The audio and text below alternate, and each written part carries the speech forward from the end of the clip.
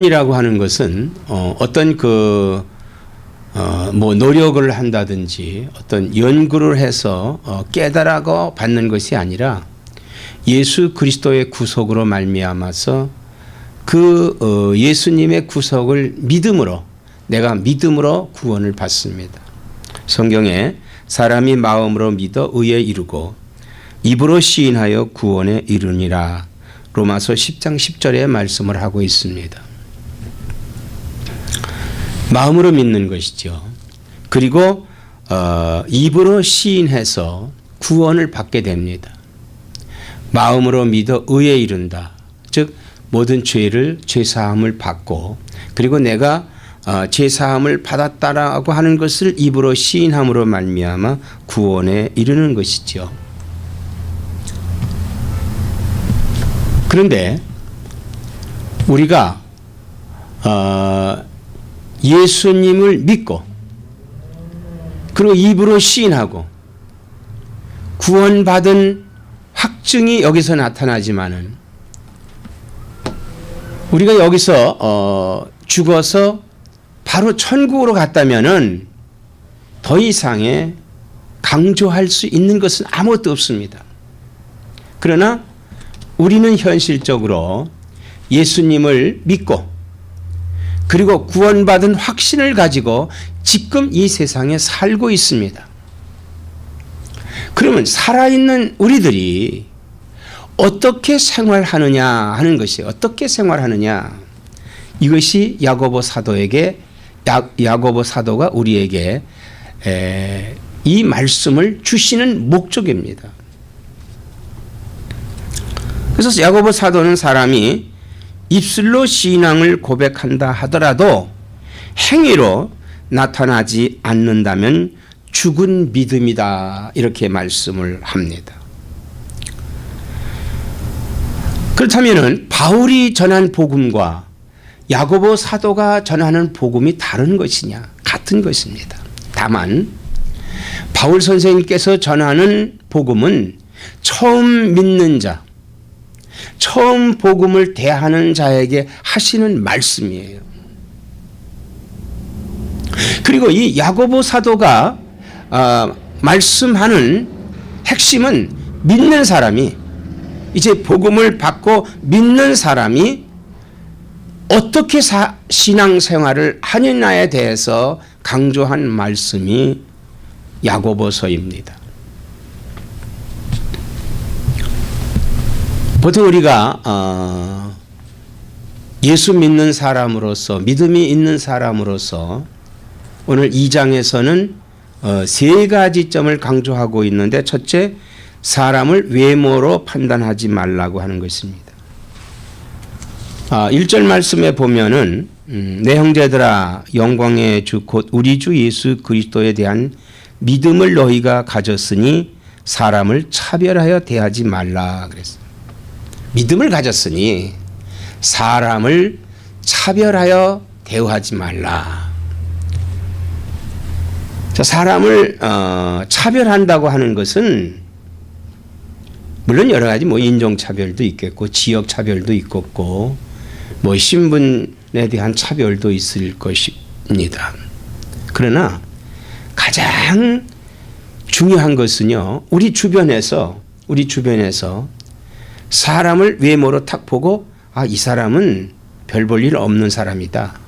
이 사람은 그래도 좀 쓸모가 있는 사람이다 하고 사람을 판단하며 그 사람을 대하지 말라고 하는 것이 본문의 말씀이 되는 것입니다. 그래서 이런 판단하는 그 자체가 4절에 보면 너희끼리 서로 차별하여 악한 생각으로 판단하는 자가 되는 것이 아니냐. 그러니까 벌써 이 구별한다고 하는 것, 판단한다고 하는 것은 악한 생각이다 이거예요. 악한 생각이다. 그래서 사실 이 악한 생각으로 말미암아서 거기서 죄가 성립이 되고 맙니다. 죄가.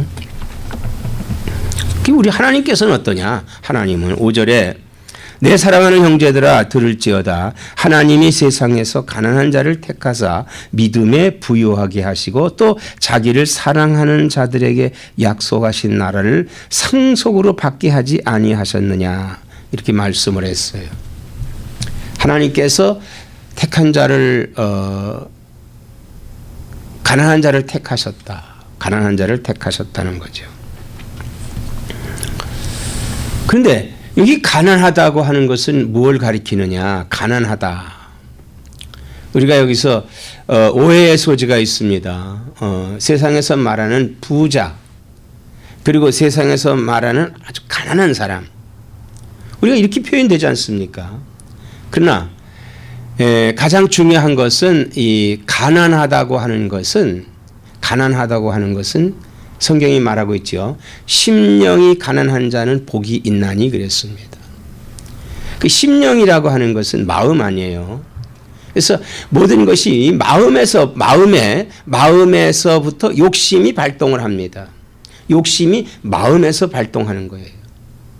그러므로 그 욕심을 따라서 어떤 결과가 오지요? 죄가 이루어지게 되는 겁니다. 그래서 가장 중요한 것은요, 많은 물질을 부하게 가져서도 그 사람이 마음이 가난하게 갖느냐, 아니면 그 물질을 의지하고 권력을 의지하고 어떠한 지식을 의지하고 거기에 매달려 있는 것은 바로 그 자체를 부유한 것, 물질에 부유한 자, 권력에 부유한 자를 가리키는 겁니다. 그러나 권력을 갖고 있으면서 물질을 갖고 있으면서 가난한 자가 있습니다. 가난한 자가 있어요. 그래서 하나님께서는 세상에서 가난한 자를 택하사 믿음에 부유하게 하시고 그랬어요. 그래서 가난한 자를 택했다고 하는 것은 마음이 가난한 자를 택하신다는 거예요. 그리고 그 마음이 가난해야 믿음을 소유할 수 있거든요. 마음이 가난하지 못하면은 결국은 예수님께서도 부자가 천국에 이르는 것이 낙타가 바늘길로 들어가는 것과 같다 이렇게 얘기했어요. 그 부자가 천국에 들어가는 것이 얼마나 힘든 일이냐. 그러니까 사실상 부자는 천국에 들어갈 수 없다는 거예요. 어느 청년이 모든 걸 다 가졌습니다. 그러나 그는 영생을 소유하기를 원했어요. 그래서 예수님을 찾아왔습니다. 내가 어떻게 해야 영생을 얻을 수 있겠습니까? 그럼 네가 율법을 다 지켰느냐? 이런 거 지켰느냐? 예, 제가 다 그런 거 지켰습니다. 그럼 더 어떤 걸 해야 되겠습니까? 그때 예수님께서 그에게 말합니다. 내가 가진 소유를 팔아 가난한 자에게 나누어 주라. 이 말을 들은 이 부자는 그만 마음에 걱정을 하고 근심을 하고 고민을 하다가 예수님을 떠나갔습니다. 결국 그 물질 때문에, 그 물질을 가지고 그 물질의 부유함 때문에 그는 결코 믿음을 소유하지 못한 거예요. 믿음을 소유하지 못한 것입니다. 그렇다면은 그것은 결국 뭡니까? 그것은 결국 뭐예요? 8절 말씀에 너희가 만일 성경에 기록된 대로 내 이웃 사랑하기를 내 몸과 같이 하라 하신 최고의 법을 지키면 잘하는 것이거니와 그랬어요. 우리가 이 판단하지 않는 거, 외모로 사람을 보고 어떤 그 판단하는 이 자체가 율법적인 의미에서 볼 때 이웃을 사랑하지 않는 거예요. 이웃을 사랑하지 않는 것이 그 안에 있기 때문에 이런 행위를 하고 있습니다. 율법이라고 하는 것이 어떤 겁니까? 율법이요. 9절에 보니까 만일 너희가 사람을 차별하여 대하면 죄를 짓는 것이니 율법이 너희를 범법자로 정죄하리라 그랬습니다. 바로 이렇게 차별하는 것은 죄를 짓는 것인데 그 차별하는 것이 죄로 말미암아서 이게 율법으로 말미암아 죄인이 되게 한다는 것이에요. 죄인이 되게 한다는 거예요. 왜? 율법이라고 하는 것은요, 다 지켜야 됩니다. 십계명 중에서 다른 거 다 잘했어요. 근데 하나를 못했어. 내 이웃의 것을 탐내지 말라. 이게 안 된단 말이에요. 그래서 남의 것을 도적질도 하는 사람도 있고, 어떤 것은 남의 것을 빼앗는 사람도 있고, 또 남을 꿰어서 그것을 내가 소유하는 경우도 있지 않습니까? 그러면은 그 사람이 율법을 어긴 죄인이 되는 거예요. 율법을 어겼어요. 그러니까 율법이라고 하는 것은 어느 거 하나도 어기게 되면은 그건 죄인이 된다라고 하는 것입니다. 그런데 12절에 보면은 너희는 자유의 율법대로 심판받을 자처럼 말도 하고 행하기도 하라 그랬어요. 자유의 율법. 자, 자유의 율법이라고 하는 것은 어떤 것입니까? 뭐 율법을 믿어도 되고 안 믿어도 된다라고 하는 것이 아니라, 이 자유의 율법이라고 하는 것은 예수 그리스도의 법을 가리키는 것입니다. 율법은 어떠한 것이든 다 지켜야 되는데 하나라도 지키지 못하면 범법자가 된 것이죠. 그러나 자유의 율법이라고 하는 것은 그리스도의 법으로서 예수님께 회개하고 자기 잘못을 회개하고 돌이키고 거기서 나오면은 율법 그 모든 죄에서부터 씻김을 받는다는 거 하는 거예요. 모든 원죄에서부터 또는 생활 속에 나타나는 죄, 이 모든 것들을 자유의 율법, 즉 예수 그리스도로 말미암아서 다 속죄 속량을 받을 수 있다고 하는 것을 가리키는 것입니다. 그러므로 긍휼을 행하지 아니하는 자에게 긍휼 없는 심판이 있으리라. 긍휼은 심판을 이기고 자랑하느니라 그랬어요. 그러니까 결국은 뭐냐 하면요,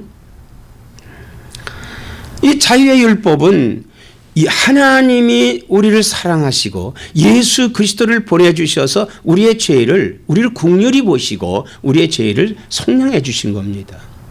그러므로 오늘 우리가 이웃을 사랑하지 않는 것은 긍휼히 여기지 못하는 거예요. 예수님께서 나를 긍휼히 여겨주신 것 같이 나도 긍휼을 여길 수 있어야 돼요. 그래서 마태복음 5장 7절에 긍휼히 여기는 자는 긍휼하심을 받을 거라고 예수님께서 말씀을 했습니다. 긍휼히 여길 수 있는, 긍휼히 여김을 받는 자는 또 긍휼히 여김을 받을 수 있다 이거예요. 그러므로 바로 이런 것은 바로 어떠한 신앙이냐, 이런 외모로 판단하지 않고 율법의 정죄에서부터 벗어나 자유의 율법으로 예수 그리스도의 법으로 이루어지는 것은 바로 행함이 있는 믿음으로 연결된다는 거예요. 그래서 14절서부터 26절까지 말씀이 있습니다. 저 14절을 보면 내 형제들아 만일 사람이 믿음이 있노라 하고 행함이 없으면 무슨 유익이 있으리요 그랬어요. 그렇습니다. 이 믿음에는 유익이 있어야 되는 거예요. 믿음의 유익이라고 하는 것이 뭡니까? 믿음의 유익은 구원입니다. 우리가 예수 그리스도를 믿음으로 말미암아 구원을 받는 거예요. 그런데 예수 그리스도를 믿음으로 구원을 받는데 그 믿음이 자기를 구원할 수 있는 믿음이 되는 거예요. 우리가 사실 믿음을 갖고 있으면서 다른 믿음이 없는 짓을 행할 때 내 양심이 내가 믿는 자로서 왜 그럴까라고 자기 자신을 자책할 때가 있지 않습니까? 믿음의 유익이 있어야 되는데 어떤 유익이 있어야 되느냐? 여기 15절에 만일 형제나 자매가 헐벗고 일용할 양식이 없는데 너희 중에 누구든지 그에게 이르되 평안히 가라, 덥게 하라, 배부르게 하라 하며 그 몸에 쓸 것을 주지 아니하면 무슨 유익이 있으리요 그랬어요. 그러니까 긍휼히 여길 수 있는 자세, 긍휼히 여겨줘야죠. 우리가 사실 그 믿음의 행위를 보이는 것은 어려움을 환난 때 어려움을 당하는 과부나 고아를 돌보는 것이라고 말씀을 했습니다. 그것이 뭐예요? 이 땅에 어려운 사람들이죠. 사실 그 전쟁이 나면은 참 어려운 사람이 많아요. 그 중에서도 가장 어려운 것이 과부와 고아들입니다. 그 사람들은 가족이 없이 또 과부는 참 그 배우자 없이 자식들을 또 이렇게 생활을 해야 되는데 그 굉장히 어려운 것이다 이거예요. 그러니까 그들을 돌봐야 된다. 그들을 돌봐야 돼. 그래서 이웃을 돌보는 것이 되는 것이죠. 그런데 자, 행함이 없는 믿음이 유익이 없다 이거예요. 행함이 없는 믿음이 유익이 없다. 그런데 만약에 내가 믿음이 있다고 하면서 좀 어려움을 당하고 있는 사람을 보고 그냥 아무렇지도 않게 그래요. 배가 고프면 가서 밥 잡수세요. 졸리면 가서 자세요. 아프세요? 그럼 병원 가셔야 되겠네요. 라고 가르치기만 한다면은 그 사람이 공유를 베푸는 사람이냐 이 말인 겁니다. 우리 믿음이 있는 사람들은 바로 어떻게 해야 되느냐. 17절에 이와 같이 행함이 없는 믿음은 그 자체가 죽은 것이라고 그랬어요. 자, 믿음이 있다. 믿음이 있다고 하면서 그 자체가 그냥 말로만 막 가서 배고프냐 그럼 밥 먹어라 이렇게만 한다면은 그거는 죽은 믿음이다 이거예요. 그건 죽은 믿음이다. 그것은 뭐예요? 나눠줄 수 있어야 되는, 선행할 수 있어야 된다고 하는 것을 가르쳐주고 있는 것입니다. 우리의 믿음이 살아있는 믿음인지 죽어있는 믿음인지 이런 것을 봐서 우리는요 분간할 수가 있는 것입니다. 그런데 우리가 여기서 사실 살다 보면 오해가 있어요. 또 이런 부분을 너무 남용하는 사람들도 있습니다. 그렇지 않은데도 불구하고 남을 의지하는 사람도 있을 것이고 또 악한 데 쓰려고 남에게 그런 의탁하는 경우도 있어요. 그러니까 이런 것들은 우리가 또 잘 구별할 수 있어야만 되겠습니다만은 그러나 기본적인 면에서 우리가 가난한 자를 돌볼 수 있어야 된다. 또 연약한 자를 도울 수 있어야 된다. 부족한 사람을 함께 할 수 있어야 된다라고 하는 것이 오늘 우리에게 이 믿음의 살아있는 믿음이냐 죽어있는 믿음이냐라고 하는 것을 구별하고 있다고 하는 것입니다. 21절에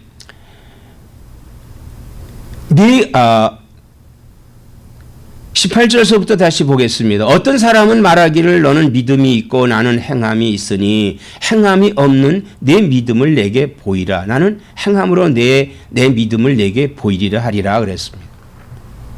어떤 사람은 말하기를 너는 믿음이 있고 나는 행함이 있으니 행함이 없는 내 믿음을 내게 보이라. 행함이 없는 내 믿음을 내게 보이라 그랬어요. 그러니까 믿음이 있다고 하는 사람이 행함이 없는 그것을 한번 내게 보여보라고 하는 거예요. 우리는요 하나님은 눈으로 볼 수가 없지만은 하나님의 역사하심은 눈으로 얼마든지 볼 수 있는 거예요. 우리 하나님은 눈으로 볼 수 없지만은 하나님을 볼 수 있는 것이 뭡니까? 성령의 역사입니다. 또 예수 그리스도께서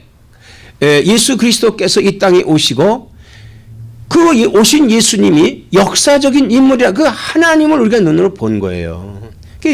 예수님께도 제자들이 그렇게 말씀을 했잖아요. 너희가 나를 봤으면 아버지를 본 것인데 어찌 아버지를 보려고 하느냐라고 하는 겁니다. 자, 그렇다면은 내가 믿음이 있다고 하는 그 믿음을 보여줘야 된다 이거예요. 믿음을 보여줄 수 있어야 돼요. 사실 가장 중요한 겁니다. 우리는 뭐 증거를 많이 찾자요. 예수 믿는데 어떤 증거가 있어야 내가 믿지 않느냐라고 하는 건데 사실 예수 믿는 사람들의 증거는 너무나 많이 있습니다. 그러므로 이 믿음에 대한 증거를 보여주라 이거예요. 그걸 보여줘라.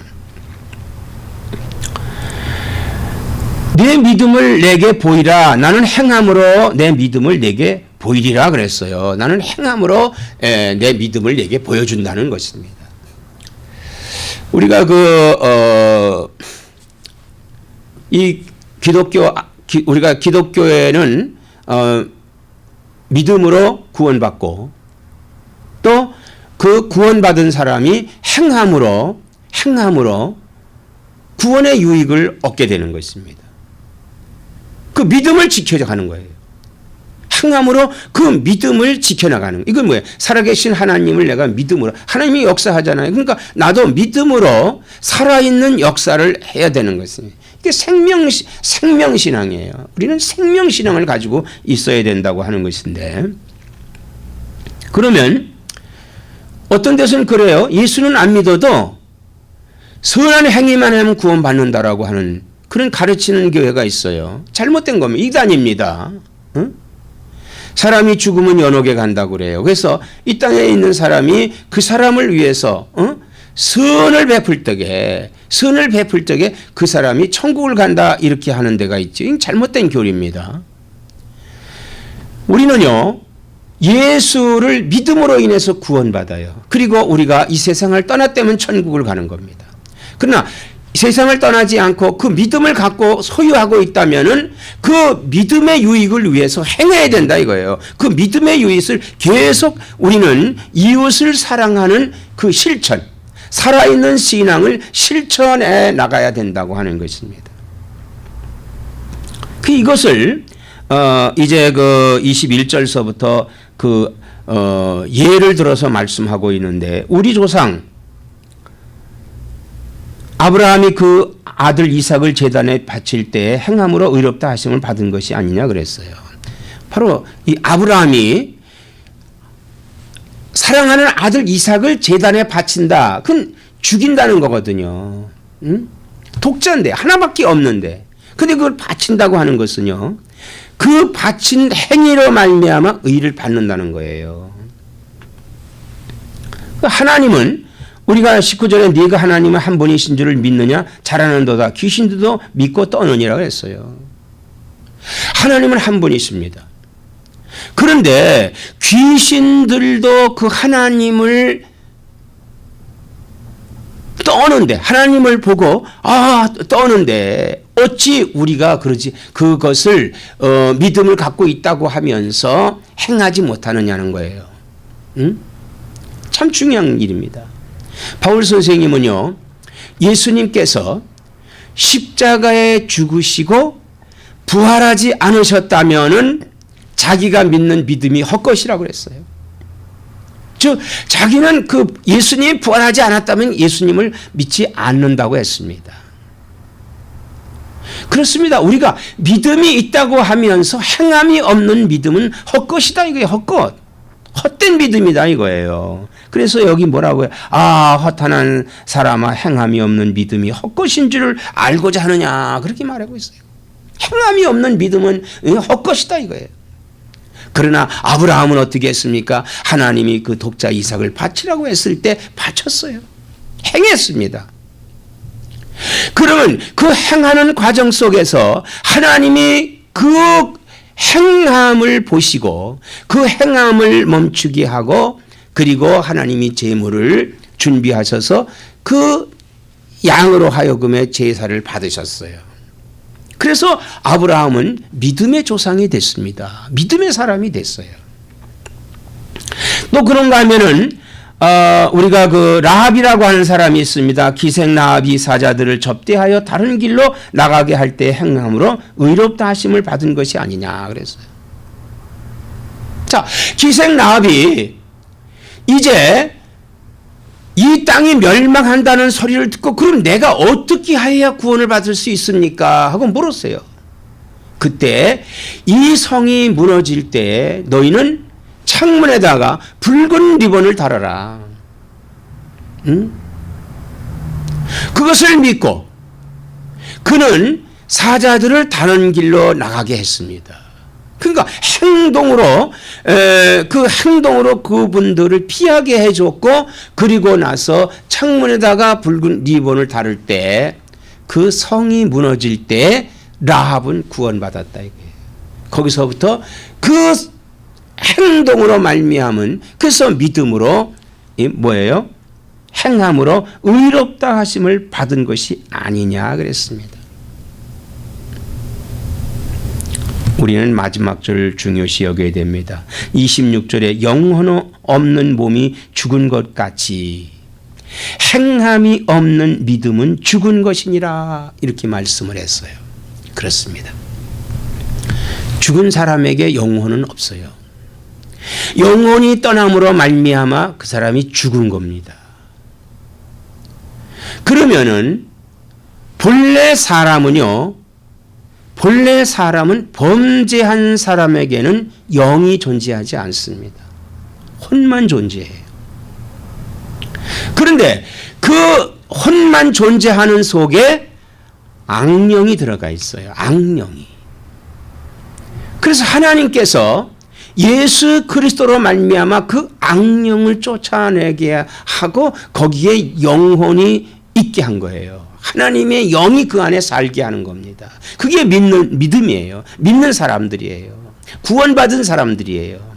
그런데 행함이 없는 믿음은 죽은 것이라고 그랬어요. 즉 영혼이 떠난 사람이 죽은 것 같이 행함이 없는 믿음은 죽은 것이라 이렇게 말씀을 하고 있습니다.